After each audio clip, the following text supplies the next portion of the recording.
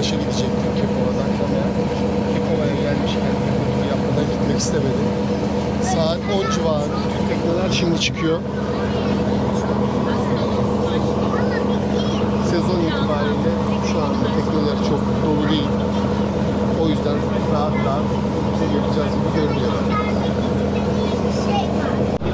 Kekova 3 ağızdan tekneler çıkış yaptı. Akşam 5'e kadar sürecek bizim turumuz. Farklı özel turlar da var, toplu turlar da var. Böyle tek başına fantazi takılanlar da var. Akvaryum koyuna geldik. Burası akvaryum koyu. Akıntı olduğu için su burada çok berrak. Fakat yüzerken dikkatli olmak lazım. Rehberimiz uyardı. Çok fazla tekne var. Tekne yoğunluğu var. Misafir çok az olsa da.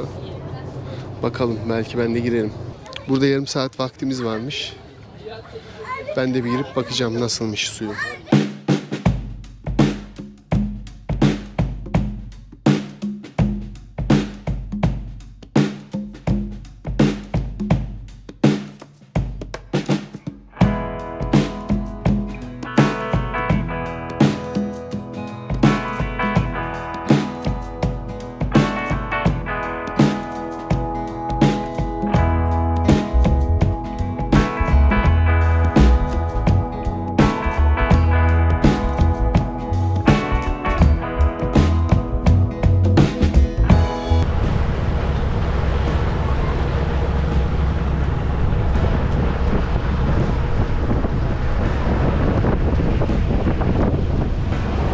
Sağdaki kısım Kekova Adası'nın en uç kısmı.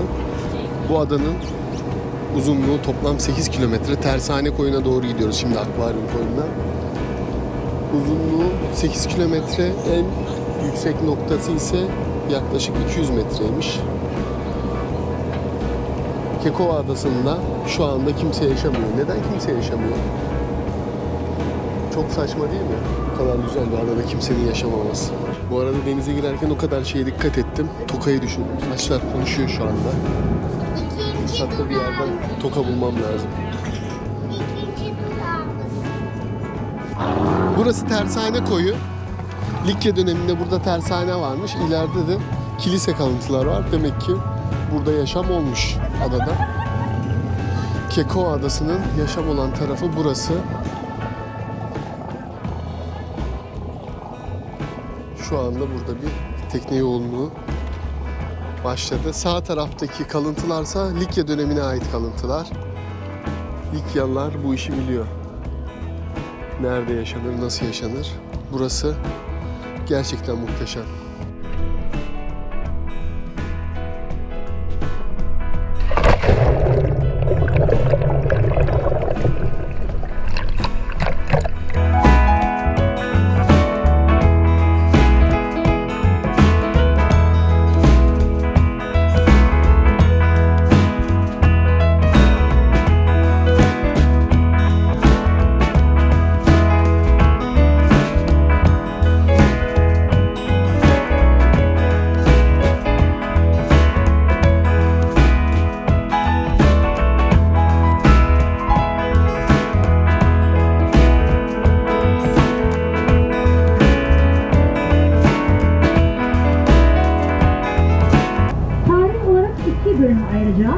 Birincisi Likyalılar dönemi, ikincisi ise Romalılar dönemi. Şehrin bir kısmının kalıntıları tamamen su altında, bir kısmında şehir halinde gözlemledi. İlk olarak şu anda limanı gözlemliyoruz. Tamamen su altında kalan bir yapı. Bölge tarihte 7 büyük deprem geçiriyor ve ilk depremde tamamen yerle bir oluyor. Su altında kalan diğer yapımız ise amforalar.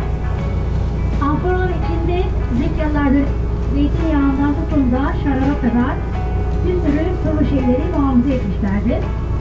Aynı zamanda deniz ticaretinde kullanmışlardır. Şu an önüne gittiğimiz yapı ise Romalılar dönemine ait bir hamam. Günümüzdeki hamam yapısıyla aynı. Karette üreme alanıymış burası da.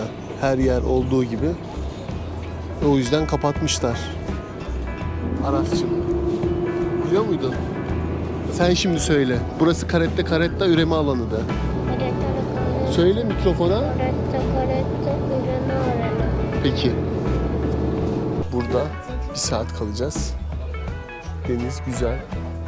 Manzara güzel. Yemek yiyeceğiz aynı zamanda. Birazdan karetta arayacağım denizin içinde.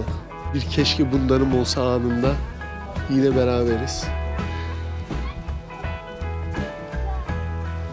Keşke bunlarım olsa da bununla tura çıksam. Efsane.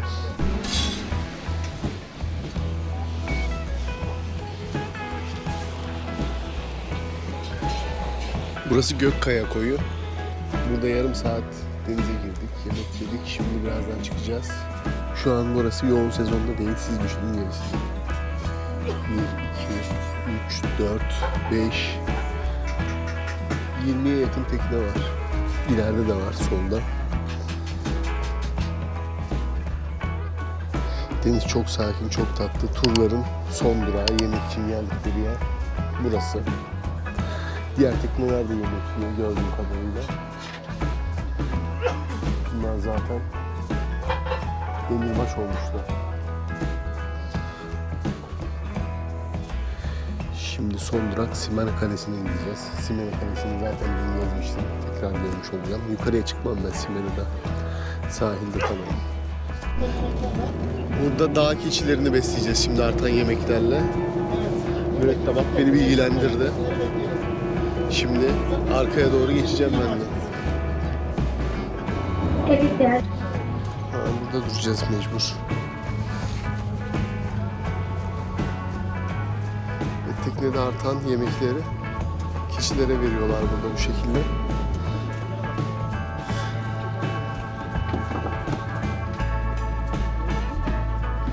Keçiler de alışmışlar belli ki, çok tatlılar ya.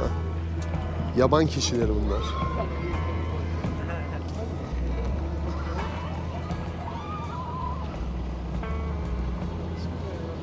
Oo. Ne kadar bakımlı görünüyorlar ya yaban olmalarına rağmen. Oy oy oy oy oy oy oy.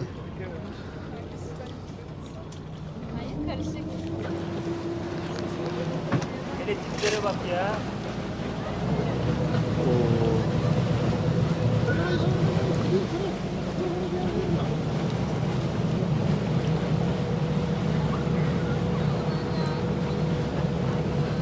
İyi saldırdılar. Çok fena saldırdılar.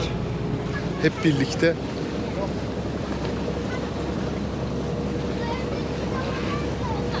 Acıkmış hayvanlar.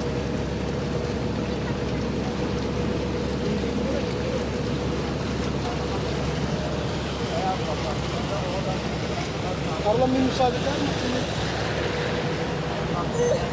Ne oldu başa? Küçük mürettebat burada. Hadi Başak. Hadi Başak. Hadi Başak. Hadi yardım et bakalım hadi. Oo. Hadi bir daha. Yeter Başak. Tamam Başak. Bir de merdivene kaçacaksın. Burası ada olduğu için karadan ulaşım yok. Karşıdaki keçilerin bulunduğu yer. Artık yemeklerimizi bıraktık keçilere. Şimdi Simene Kalesi'ne doğru yola devam ediyoruz.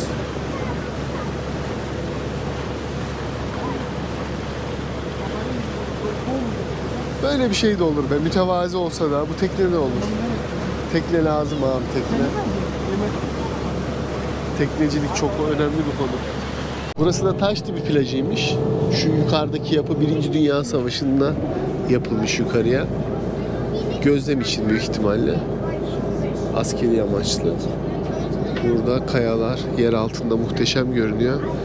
Karşıda kil maskesi yapılan bir yer varmış. Gidip orada kil maskesi yapacağız. Bir de burada soğuk su var.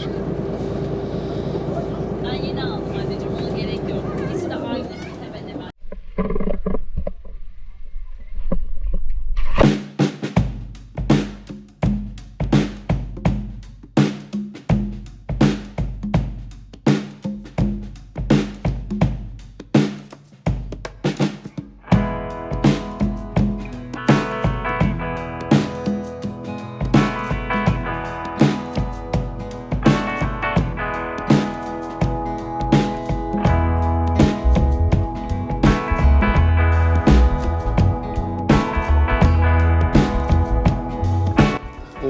2 tane balon.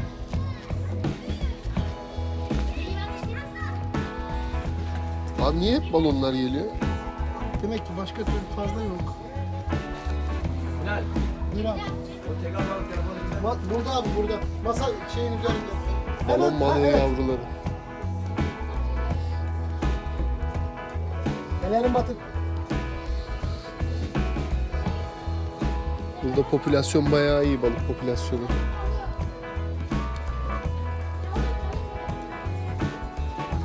Oo. Yok yok.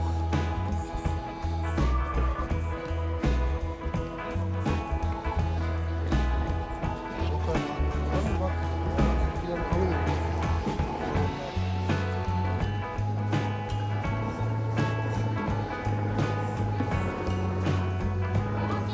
Sen eğlencesine mi atıyorsun abi şimdi? Ne yapayım abi? Vakit geçireyim. Benim hobim bu. Ben şimdi buradan turdan çıkıyorum. Akşam üzeri çantamı alıyorum. Tekrar denize geliyorum. Süper abi. Ne yapayım?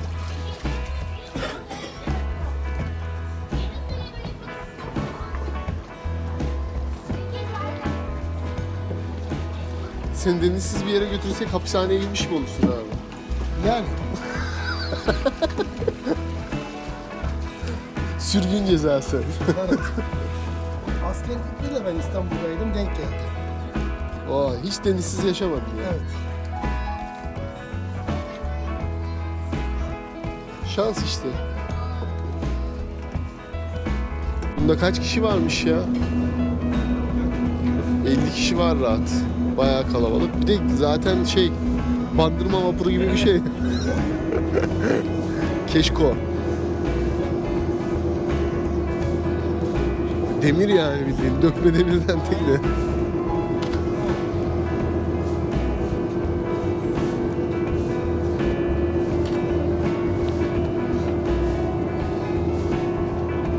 Şu özel herhalde. Şuradaki.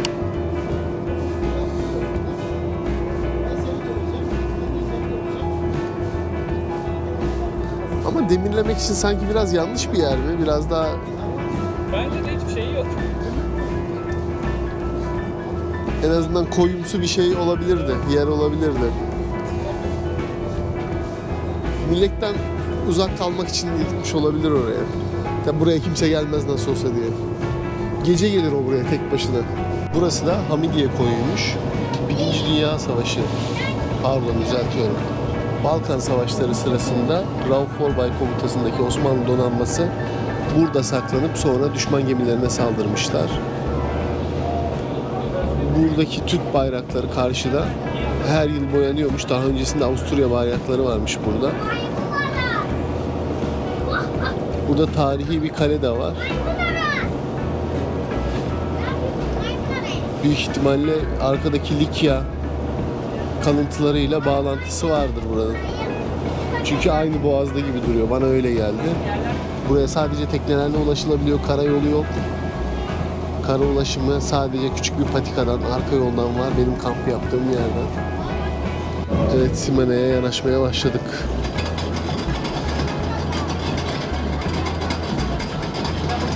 Dün arka patikadan yürüyerek çıkmıştım. Bugün de buradan geldik. Burada oteller de var bak. Vay be, yaşıyorsunuz bu hayatı.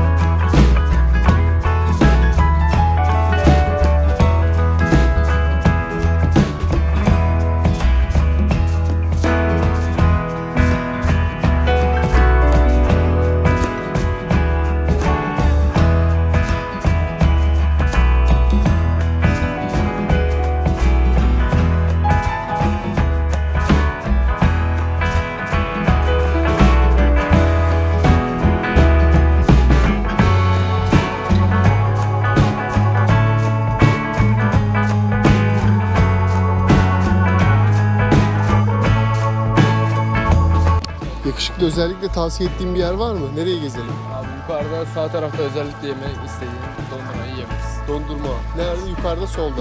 Sağ tarafta. Sağda. Teşekkür ediyorum. Görüşürüz. Eyvallah.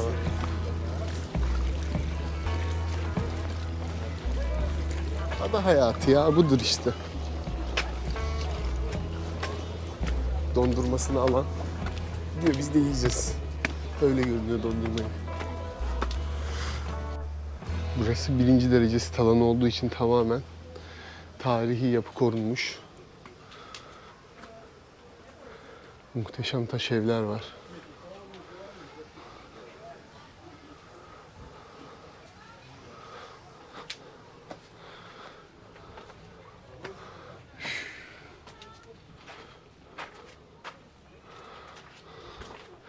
To Castle.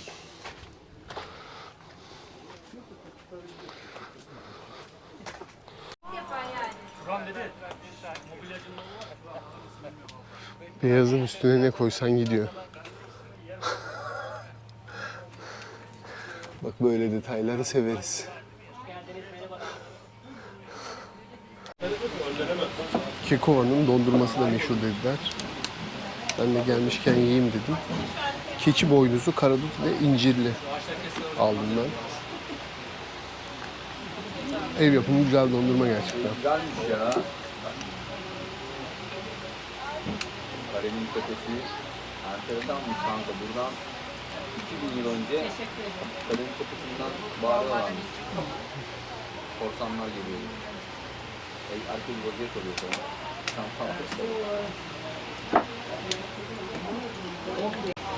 Nasıl, oldu mu? Bayağı güzel. Güzel mi? Evet. Hoşuna gitti mi? Tamam, teşekkür ederiz. Burası da son olarak Simena Kalesi'ndeki su içindeki Likya mezarı. Bu kaya mezarı kalıntısı suların altında kalmış. Evet, burada da çekim yine sabote edildi. Şu kadın ve kızları atladılar tam çekimin arasına.